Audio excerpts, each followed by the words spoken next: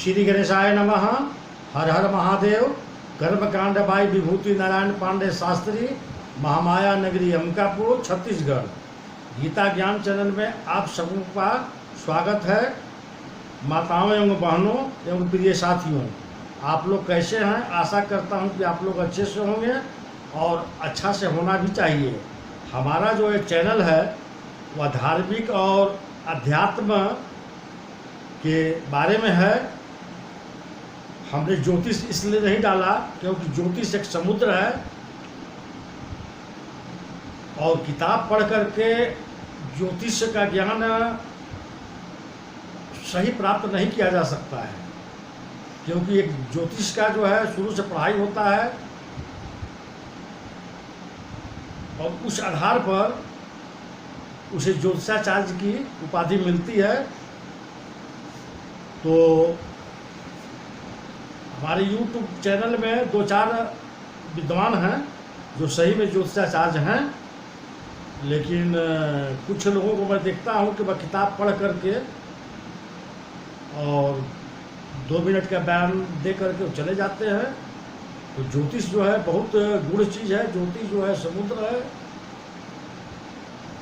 तो आइए अब मैं आप लोगों के सामने मोक्षदायक पुण्य क्षेत्रों का वर्णन, काल विषय में विशेष नदियों के जल में स्नान के उत्तम फल का निर्देश तथा तीर्थों में पाप से बचे रहने की चेतावनी। तो शुद्ध जी बोले, विद्वान एवं बुद्धिमान महर्षियों, मोक्षदायक शिव क्षेत्रों का वर्णन सुनो। तत्पश्चात मैं लोक रक्षा के लिए शिव संबंधी आगमों का वर्णन करूंगा। पर्वत, वन और काननों सहित इस पृथ्वी का विस्तार 50 करोड़ योजन है। भगवान शिव की आज्ञा से पृथ्वी संपूर्ण जगत को धारण करके स्थित है। भगवान शिव ने भूतल पर विभिन्न स्थानों में वहाँ के निवासियों को कृपा पूर्वक मोक्ष देने के लिए शिव स्त्रोत का निर्माण किया है। कुछ क्षेत्र ऐसे हैं जिन्हें देवताओं तथा ऋषियों ने अपना वास स्थान बनाकर अनुग्रहित किया है, इसलिए उनमें तीर्थत्व प्रकट हो गया है। तथा अन्य बहुत से तीर्थ क्षेत्र ऐसे हैं जो लोगों की रक्षा के लिए स्वयं प्रादुर्भूत हुए हैं। तीर्थ और क्षेत्र में जाने पर मनुष्य को सदा स्नान, दान और जप आदि करना चाहिए, अन्यथा वह रोग, दारिद्रता तथा मुक्ता आदि दोषों का भागी होता है। जो मनुष्य इस भगवती वर्ष के भीतर मृत्यु को प्राप्त होता है, वह अपने पुण्य के फल से ब्रह्मालोक में वास करने के पुण्य क्षय के पश्चात पुनः मनुष्य योनियों में ही जन्म लेता है। ब्रह्मा ने पुण्य क्षेत्र में पाप कर्म किया जाए तो वह और भी दृढ़ हो जाता है। अतः पुण्य क्षेत्र में निवास करते समय सूक्ष्म अथवा थोड़ा सा भी पाप न करें। सिंधु और सतलज नदी के तट पर बहुत से पुण्य क्षेत्र हैं। सरस्वती नदी परम पवित्र और 60 मुख वाली कही गई हैं, अर्थात उसकी 60 धाराएं हैं। विद्वान पुरुष सरस्वती के उन धाराओं के तट पर निवास करें तो वह क्रमशः ब्रह्मापद को पा लेता है। हिमालय पर्वत से निकली हुई पुष्य सलीला गंगा स्वमुख वाली नदी है। उसके तट पर काशी, प्रयाग आदि अनेक पुण्य क्षेत्र हैं। वहाँ मकर राशि के सूर्य होने पर गंगा की तटभूमि पहले से भी अधिक प्रशस्त एवं पुण्यदायक हो जाती है। सोनभद्र नदी 10 धाराएं हैं। वह बृहस्पति के मकर राशि में आने पर अत्यंत पवित्र तथा अभीष्ट फल देने वाला हो जाता है। उस समय वहाँ स्नान और उपवास करने से विनायक पद की प्राप्ति होती है। पुण्य सलीला महानदी नर्मदा के 24 मुख्य स्रोत हैं। उनमें स्नान तथा उनके तट पर निवास करने से मनुष्य को वैष्णव पद की प्राप्ति होती है। तमसा के 12 तथा रेवा के 10 मुख हैं। परम पुण्यमयी गोदावरी के 21 मुख बताए गए हैं। वह ब्रह्मा हत्या तथा गोवध से पाप का विनाश करने वाली एवं रुद्र लोक देने वाली है। कृष्णवेणी नदी का जल बड़ा पवित्र है। वह नदी समस्त पापों का नाश करने वाली है। उसके 18 मुख बताए गए हैं तथा वह विष्णु लोक को प्रदान करने वाला है। तुंगभद्रा के 10 मुख हैं। वह ब्रह्मलोक देने वाली है। पुण्य सलीला सुवर्ण मुखों के 9 मुख कहे गए हैं। ब्रह्मलोक से लौटे हुए जीव उसी के तट पर जन्म लेते हैं। सरस्वती नदी, पंपा, सरोवर, कन्याकुमारी, अंतरिप तथा शुभकारक स्रोत नदी, ये सभी पुण्य क्षेत्र हैं। इनके तट पर निवास करने से इंद्रलोक की प्राप्ति होती है। सराहा पर्वत से निकली हुई महानदी कावेरी परम पुण्यमयी है। उसके 27 मुख बताए गए हैं। वह संपूर्ण अभिष्ट वस्तुओं को देने वाली है। उनके तट स्वर्गलोक की प्राप्ति करने वाले तथा ब्रह्मा और विष्णु पद देने वाले हैं।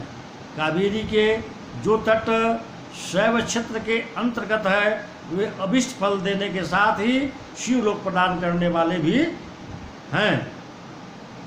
नैमिषारण्य तथा बद्रिकाश्रम में सूर्य और बृहस्पति के मेष राशि में आने पर यदि स्नान करें तो उस समय वहाँ किए हुए स्नान पूजन आदि को ब्रह्मलोक की प्राप्ति करने वाला जानना चाहिए। सिंह और कर्क राशि में सूर्य की संक्रांति होने पर सिंधु नदी में किया हुआ स्नान तथा केदार तीर्थ के जल का पान व स्नान ज्ञानदायक माना जाता है। जब बृहस्पति सिंह राशि में स्थित हों उस समय सिंह की संक्रांति से युक्त भाद्रपद मास में यदि गोदावरी के जल में स्नान किया जाए तो वह शिवलोक की प्राप्ति करने वाला होता है। ऐसा पूर्व काल में स्वयं भगवान शिव ने कहा था। जब सूर्य और बृहस्पति कन्या राशि में स्थित हों तब यमुना और सोनभद्र में स्नान करें। वह स्नान धर्मराज तथा गणेश जी के लोक में महान भोग प्रदान करने वाला होता है। वह महर्षियों की मान्यता है। जब सूर्य और बृहस्पति तुला राशि में स्थित हों उस समय कावेरी नदी में स्नान करें। वह स्नान भगवान विष्णु के वचन की महिमा से संपूर्ण अभीष्ट वस्तुओं को देने वाला माना गया है। जब सूर्य और बृहस्पति वृश्चिक राशि पर आ जाएं तब मार्गशीर्ष अगहन के महीनों में नर्मदा में स्नान करने से श्री विष्णु लोक की प्राप्ति हो सकती है। सूर्य और बृहस्पति के धन राशि में स्थित होने पर सुवर्ण मुखरी नदी में किया हुआ स्नान शिवलोक प्रदान करने वाला होता है, जैसा कि ब्रह्मा जी का वचन है। अब सूर्य और बृहस्पति मकर राशि में स्थित हों उस समय माघ मास में गंगा जी के जल में स्नान करना चाहिए। ब्रह्मा जी का कथन है कि वह स्नान शिवलोक की प्राप्ति करने वाला होता है।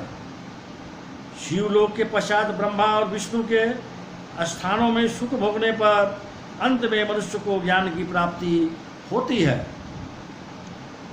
माघ मास में तथा सूर्य की कुंभ राशि में स्थित होने पर फाल्गुन मास में गंगा जी के तट पर किया हुआ श्राद्ध, पिंडदान अथवा तिलोदक दान पिता और नाना दोनों कुलों के पितरों की अनेकों पीढ़ियों का उद्धार करने वाला माना जाता है।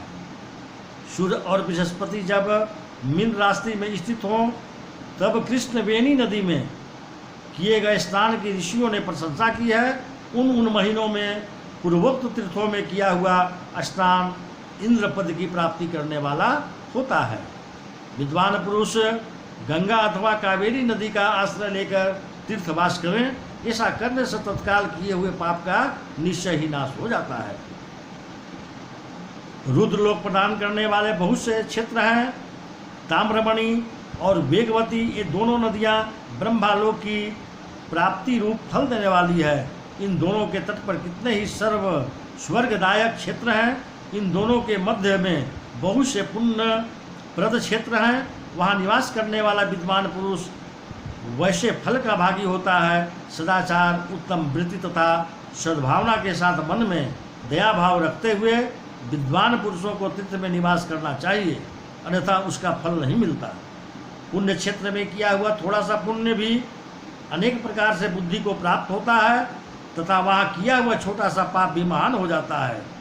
यदि पुण्य क्षेत्र में रहकर ही जीवन बिताने का निश्चित हो तो उस पुण्य संकल्प से उनका पहले का सारा पाप तत्काल नष्ट हो जाएगा, क्योंकि पुण्य को ऐश्वर्यदायक कहा गया है। ब्रह्मांडों तीर्थवासन जनित पुण्य कायिक, वाचिक और मानसिक सारे पापों को नाश कर देता है। तीर्थ में किया हुआ मानसिक पाप ब्रजलिप हो जाता है, वह कई कल्पों तक पीछा नहीं छोड़ता। वैसा पाप केवल ध्यान से ही नष्ट होता है, अन्यथा नहीं होता। वाचिक पाप जप से तथा कायिक पाप शरीर को सुखाने जैसे कठोर तप से नष्ट होता है।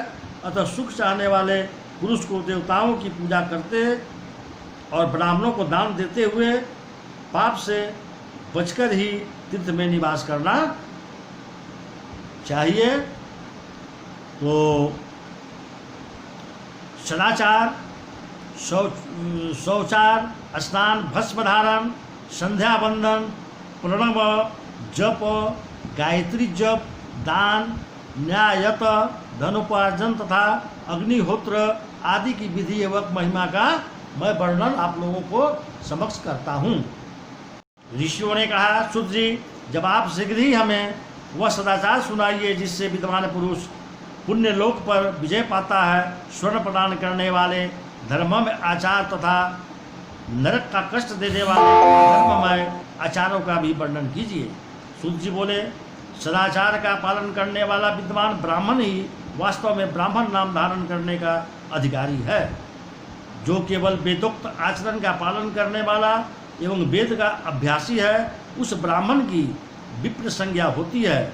सदाचार, वेदाचार तथा विद्या, इनमें से एक एक गुणों से युक्त होने पर उसे द्विज कहते हैं, जिसमें स्वल्प मात्रा में ही अचानक पालन देखा जाता है, जिसने वेदाध्ययन भी बहुत कम किया है, तथा जो राजा का सेवक, पुरोहित, मंत्री आदि हैं, उसे क्षत्रिय ब्राह्मण कहते हैं। जो ब्राह्मण कृषि तथा वाणिज्य कर्म करने वाला है और कुछ कुछ ब्राह्मणोचित आचार का भी पालन करता है, वह वैश्य ब्राह्मण है। तथा जो स्वयं ही खेत जोतता, हल चलाता है, उसे शूद्र ब्राह्मण कहा गया है। जो दूसरों के दोष देखने वाला और परद्रोही है, उसे चंडाल ब्राह्मण कहा जाता है। इसी तरह क्षत्रियों में भी जो पृथ्वी का पालन करता है, वह राजा है। दूसरे लोग राजत्वहीन क्षत्रिय माने जाते हैं। वैश्यों में भी धान्य आदि वस्तुओं का क्रय विक्रय करता हूँ, वह वैश्य कहलाता है। दूसरों को वणिक कहते हैं। जो ब्राह्मणों, क्षत्रियों तथा वैश्यों की सेवा में लगा रहता है, वही वास्तव में शूद्र कहलाता है। जो शूद्र हल जोतने का काम करता है, उसे वृषल समझना चाहिए। सेवा, शिल्प और कर्षण से भिन्न वृत्ति का आश्रय लेने वाले शूद्र दत्यु कहलाते हैं। इन सभी वर्णों के मनुष्य को चाहिए कि वे ब्रह्मा मुहूर्त में उठकर पूर्वाभिमुख हो। सबसे पहले देवताओं का, फिर धर्म का, अर्थ का, उसकी प्राप्ति के लिए उठाए जाने वाले कलेशों का तथा आय और व्यय का भी चिंतन करें। रात के पिछले पहर को उस काल जानना चाहिए। उस अंतिम पहर का जो आधा या मध्य भाग है, उसे संधि कहते हैं। जो संधि काल में उठकर द्विज को मल मूत्र आदि का त्याग करना चाहिए। घर से दूर जाकर बाहर से अपने शरीर को ढके रहकर दिन में उत्तराभिमुख बैठकर मूल मंत्र का त्याग करें। यदि उत्तरामुख बैठने में कोई रुकावट हो तो दूसरी दिशा की ओर मुख करके बैठें। जल, अग्नि, ब्राह्मण आदि तथा देवताओं को सामना बचाकर बैठें। मल त्याग करके उठने पर सिर उस मल को न देखें।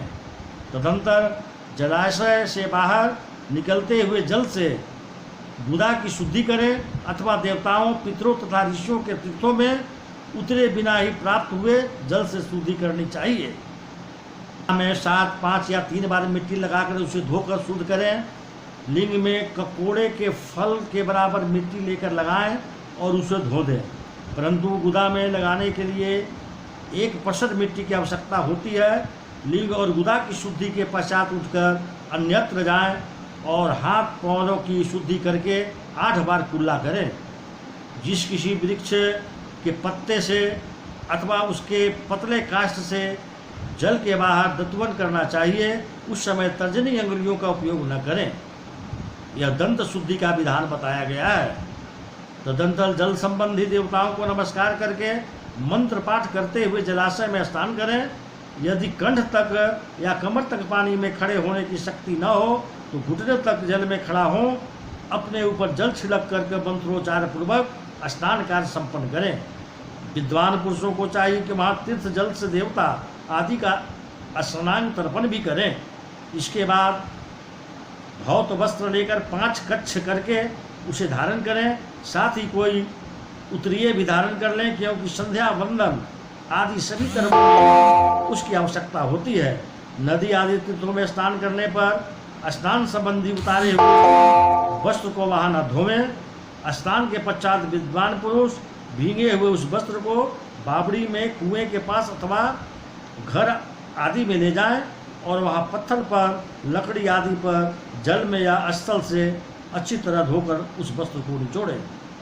द्विजों वस्त्र को निचोड़ने से जो जल मिलता है वह एक श्रेणी के पितरों की तृप्ति के लिए होता है। इसके बाद जाबली उपनिषद में बताए गए अग्नि रहित मन से भस्म लेकर उसके द्वारा त्रिकुंड लगाएं। इस विधि का पालन न किया जाए, इसके पूर्व ही यदि जल में भस्म गिर जाए तो गिराने वाला नरक में जाता है। आप वो हिष्टा इत्यादि मंत्रों से पाप शांति के लिए सिर पर जल छिड़कें तथा यश यक्षाय इस मंत्र को पढ़कर पैर पर जल छिड़कें। इसे संधि प्रोक्षण कहते हैं। आपोहिष्टा इत्यादि मंत्र में 3 ऋचाएँ हैं और प्रत्येक ऋचा में गायत्री छंद के 3-3 चरण हैं। इसमें से प्रथम ऋचा के 3 चरणों का पाठ करते हुए क्रमशः और मस्तक और हृदय में जल छिड़कें।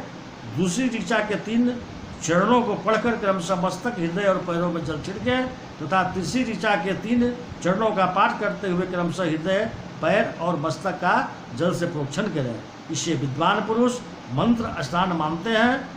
किसी अपवित्र वस्तु से किंचित स्पर्श हो जाने पर, अपना स्वास्थ्य ठीक न रहने पर, राजा और राष्ट्र पर भय उपस्थित होने पर तथा यात्रा काल में जल की उपलब्धि न होने की विवस्था आ जाने पर मंत्र स्नान करना चाहिए। प्रातःकाल सूर्यास्त या मंजोष्ट इत्यादि सूर्यानुवाक से तथा सायंकाल अग्निश्य या मनयोष इत्यादि अग्नि संबंधी अनुवाक से जल का आचमन करके पुनः जल से अपने अंगों को प्रोक्षण करें। मध्यकाल में भी आप, परंतु इस मंत्र से आचमन करके पूर्वत प्रोक्षण या मार्जन करना चाहिए। तो प्रिय बंधुओं, मैं अपनी वाणी को विराम देता हूँ और आप लोगों से आज के लिए मैं आज्ञा चाहता हूँ और कल मैं आप लोगों के समक्ष पुनः फिर उपस्थित होऊंगा और आप लोगों को जानकारी मैं दूंगा। नमस्कार।